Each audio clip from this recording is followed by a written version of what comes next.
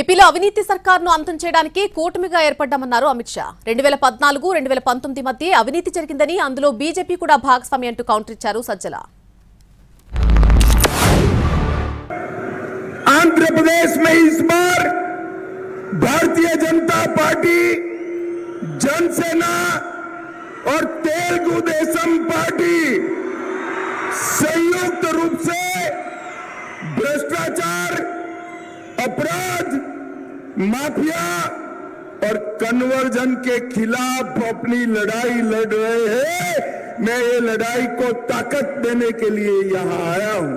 Phase में Modi ji century लगाकर बहुत आगे निकल चुके हैं और तीसरे फेज में 400 पार की ओर आगे बढ़ने वाले हैं।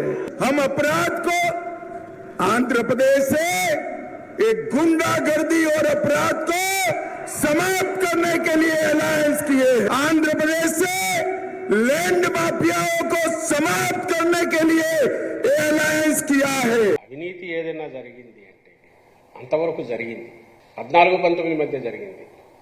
అందులో బీజేపీ కూడా పార్ట్నర్, దాంట్లో Bharatiya Janata party partner. Bharatiya Janata party పార్ట్నర్గా ఇక్కడ మంత్రివర్గంలో ఉంది. తెలుగుదేశం పార్టీ ఎన్డీఏ పార్ట్నర్గా కేంద్ర మంత్రివర్గంలో కేబినెట్లో కూడా ఉంది. మరి ఆ పాపం అంతా ఎటు తప్పించుకుంటారు? ఆ రోజు జరిగింది. దాన్ని సహించలేకనే ఆంధ్రప్రదేశ్ రాష్ట్ర ప్రజలు దాన్ని తిరస్కరించారు. చంద్రబాబు నాయుడు అవినీతి చూసి సహించలేకనే ఇంత అవినీతి మేము భరించలేమని చెప్పి, మా వల్ల కాదని చెప్పి జనం చీకొట్టి రిజెక్ట్ చేశారు, తిరస్కరించారు చంద్రబాబు నాయుడు ఆయన పార్టీని. ఆ పార్టీతో ఈరోజు బీజేపీ మళ్లీ పొత్తు పెట్టుకుంది.